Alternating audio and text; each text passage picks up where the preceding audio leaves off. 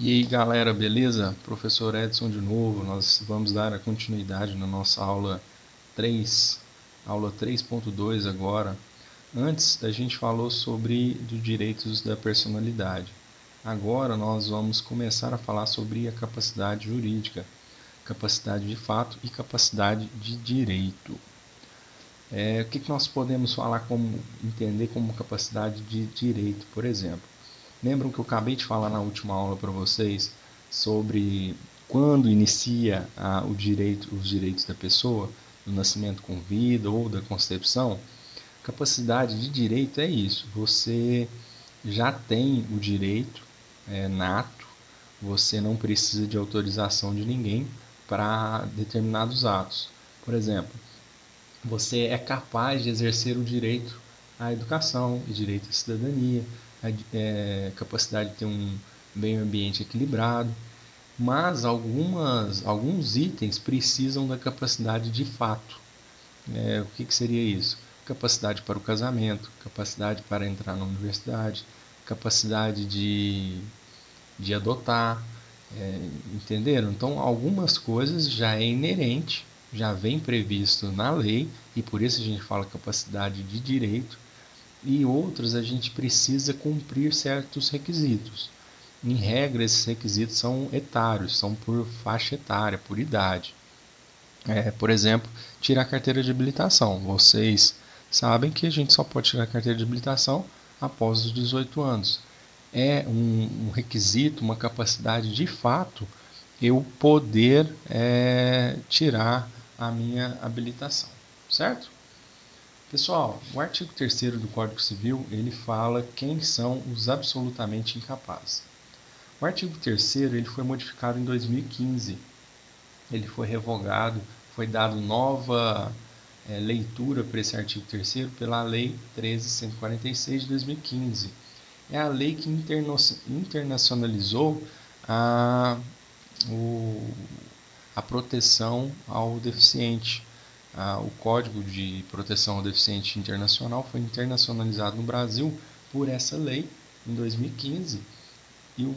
Então, qual a diferença? Antes de 2015, o Código Civil considerava como absolutamente incapaz, além dos menores de 16 anos, os deficientes, os que por enfermidade ou deficiência mental não tiverem o necessário discernimento para a prática de certos atos. E aqueles que, mesmo por causa transitória, não puderem exprimir sua vontade. Causa transitória, pessoal, é aquele que tem a capacidade, normalmente, por algum motivo ele passa a não ter mais essa capacidade. Vamos supor, você aquele que está andando tranquilamente em alguma rodovia, um motorista, um caminhoneiro, por exemplo, é um caso típico, e esse caminhoneiro sofre algum acidente. Naquele momento que ele sofreu o acidente, ele fica desacordado, ele é internado, ele naquele momento ele deixa de ser capaz e passava a ser absolutamente incapaz.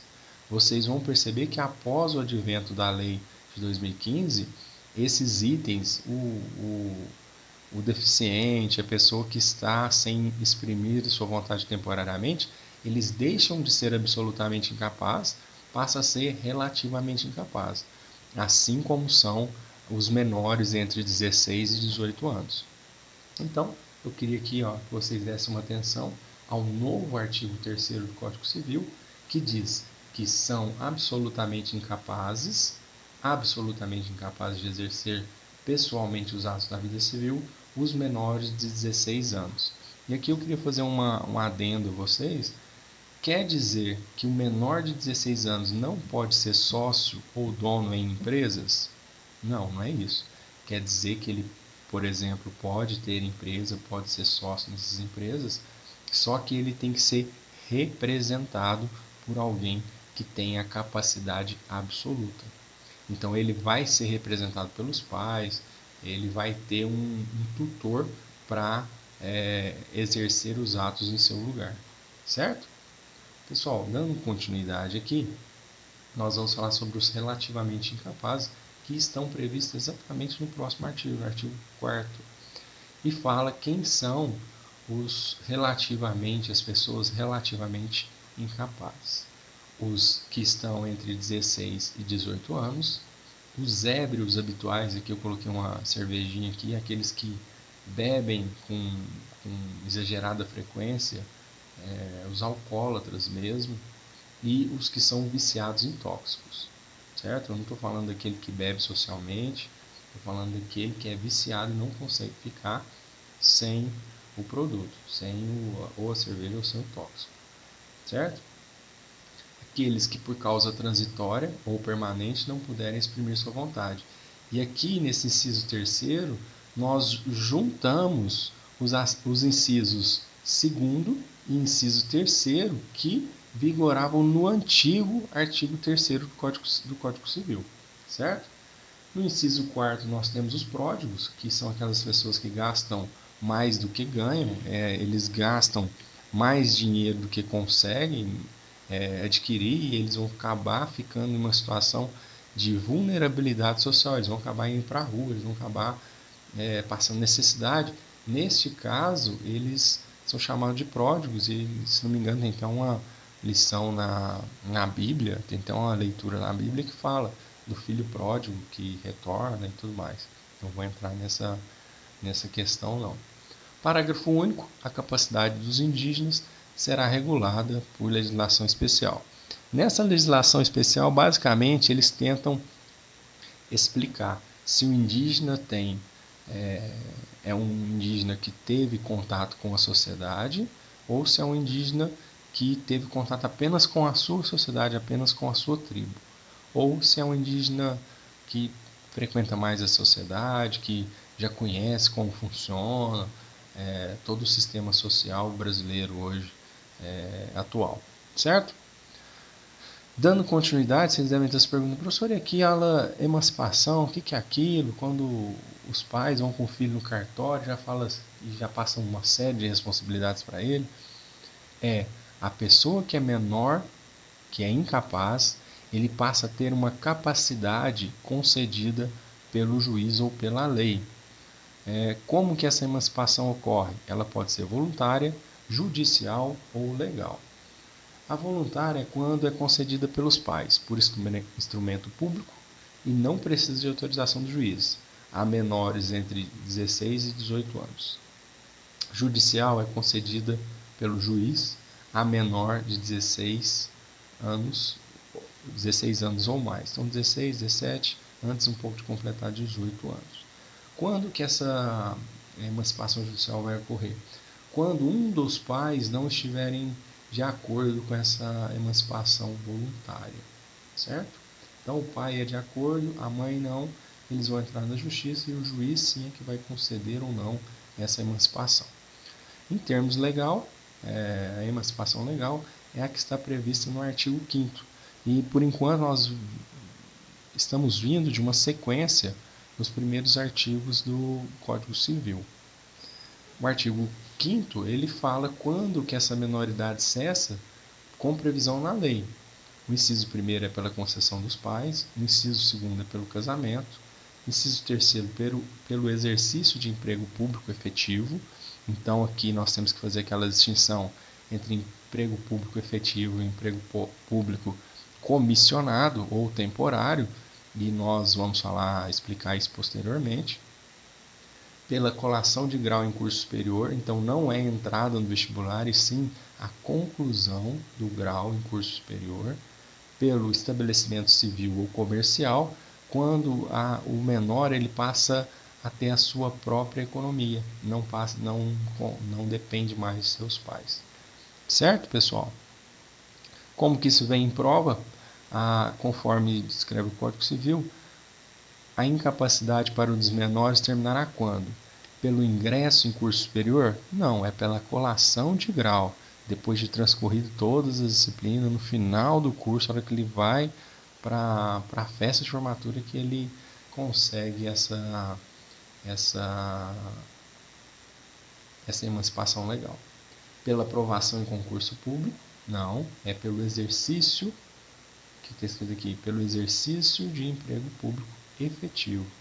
E essa questão da efetividade, ela cancela também a letra D. Pelo exercício de cargo em comissão na administração pública? Não, é pelo exercício do cargo efetivo. e posteriormente eu vou explicar a distinção entre eles, ou pela concessão dos pais mediante instrumento público. E aí eu marcaria essa questão C como sendo a correta, certo? Pessoal, como que termina a pessoa física? Pela morte, certo? E aí eu vou falar para vocês algumas questões jurídicas legais sobre isso. A morte determina quando há a extinção da pessoa física. E aí eu queria explicar para vocês qual o significado da palavra comoriência. Quando uma ou mais pessoas morrem no mesmo evento, nós não conseguimos saber quem é que morreu primeiro, quem é que morreu depois. E aí o termo jurídico correto é comoriência. O que quer dizer isso? Que as pessoas em determinado evento morreram no mesmo tempo.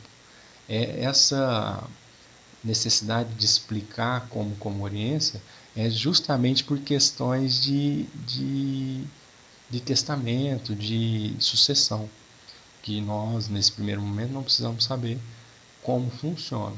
Quem que herda o que, eu sei que é uma dúvida sempre muito constante dos alunos, mas isso depois a gente vai ter um momento oportuno de tratar sobre isso.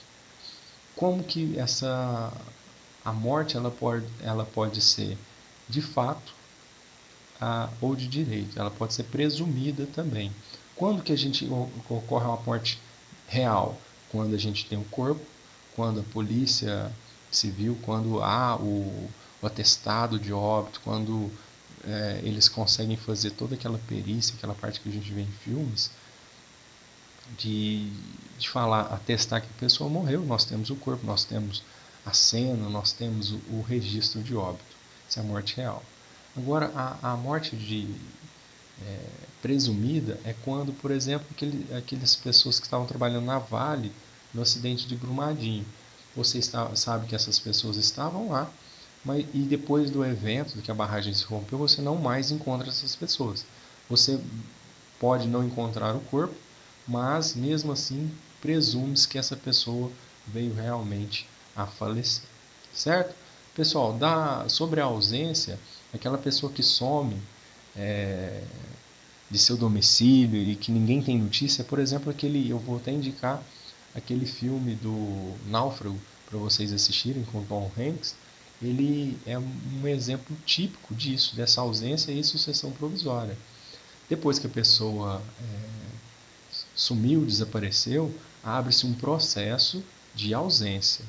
Decorrido um ano dessa ausência, conforme diz o artigo 26, o juiz vai arrecadar os bens e vai abrir uma sucessão provisória, passando os bens para o seu herdeiro. E aí, dependendo de quando essa pessoa volte ou não volte, esses bens vão prosseguir para as próximas pessoas, para os herdeiros da herança, certo?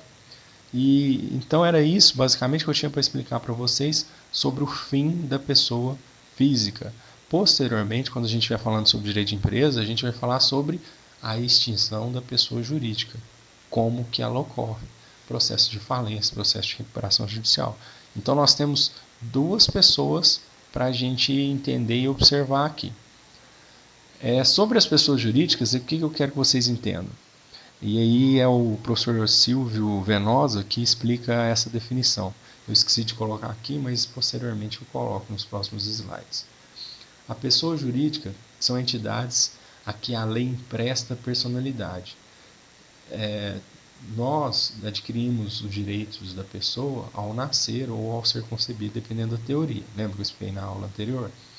E as empresas? Elas recebem personalidade jurídica pela lei. A lei dá essa personalidade jurídica. Isto é, são seres que atuam na vida jurídica, com personalidade diversa dos seus indivíduos que a compõem. Basicamente, pessoal, a pessoa jurídica ela funciona como se fosse um escudo dos bens do empresário. O empresário tem seus bens pessoais e aí ao ponto que ele abre essa pessoa jurídica, ele tem também os bens da pessoa jurídica. E vamos supor que a empresa teve um prejuízo, teve uma ação judicial com uma indenização muito alta, por exemplo, o caso da Vale, quem é que vai pagar os prejuízos que a Vale teve? A empresa Vale.